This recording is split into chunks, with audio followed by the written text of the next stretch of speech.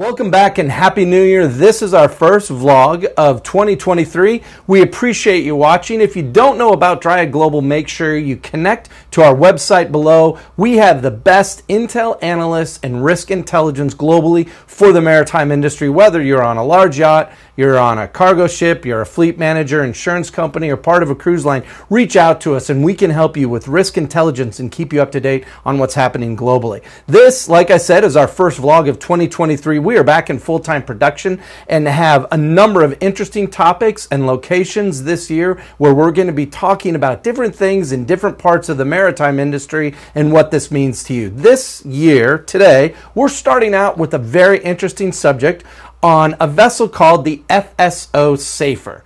You've probably seen this in the news. It's been in and out of the news probably over the past 10 years or so. This is a very large supertanker that is anchored off the coast of Yemen, connected to an oil pipeline that goes into Yemen that's holding about 1.14 million barrels of oil. So what does that equate into gallons? One barrel is roughly 47 gallons, so that's about 53 million gallons of oil that is sitting in this tanker. What the problem is, and what the impending disaster is that nobody has been providing any maintenance or care to this tanker as it's been sitting offshore. The UN and the IMO and a number of organization states around the world are very concerned about the condition of this tanker and what could happen if there's a rupture in the tanker or the pipeline and the oil is spilled into this very ecological and economic sensitive region of the world. And we're going to talk a little bit about that today because you asked, well, why does this matter to me as a mariner?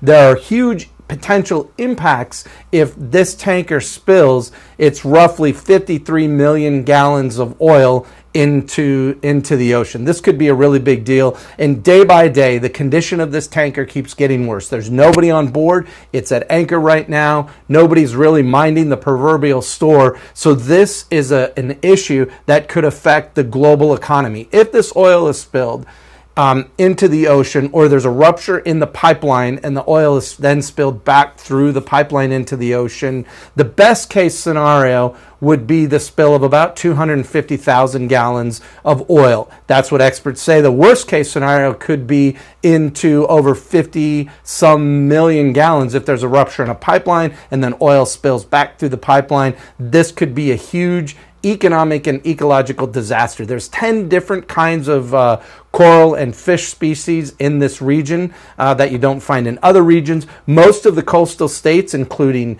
Yemen, and then when you get across into the northeastern part of Africa, depend on fishing. Fishing stocks would be completely devastated for generations. The shipping lanes to get in and out of the Suez Canal from the southern point would have to be closed until the spill is contained, which could realistically, depending on the severity of it and how quickly ships can get into response position, could be weeks or months. So you can imagine with the closure of the Suez Canal, the economic impact to the global, especially as right now we're looking at recessions in different parts of the world, could be devastating. The economic impact on the coastal states would be completely devastating as well, because there would be no fishing and there would be no real commerce in this area.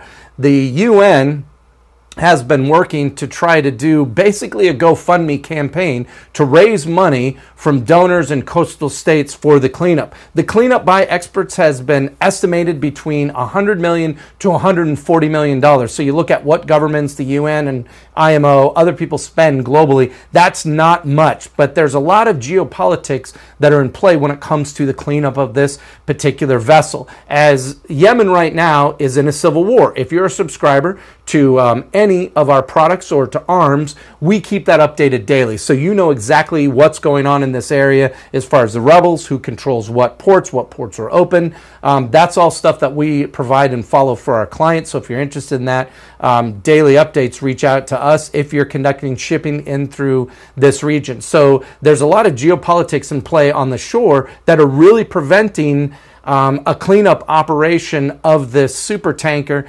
connected to the pipeline. And also, nobody really knows the condition that the tanker or the pipeline is in, as there's restricted visits because the rebels control this basic area. So there's a lot of things that are playing against cleanup. The thing that is working against all of this is time. The more this vessel sits out at anchor without any preventive maintenance, without anybody being on board, and without anything getting done, causes a problem day by day. Some experts believe that any day that there could be a rupture to the structure of this tanker, which could cause a break in the pipeline and the spillage of all this oil. Unfortunately, if you look in history, this would not be the largest oil spill in history. In fact, the largest oil spill in history was in the Persian Gulf War, where it's estimated that potentially close to 500 million gallons of oil was spilled during the invasion, when Saddam Hussein started breaking oil wells open. That's number one. Unfortunately, this doesn't even fall into the top 9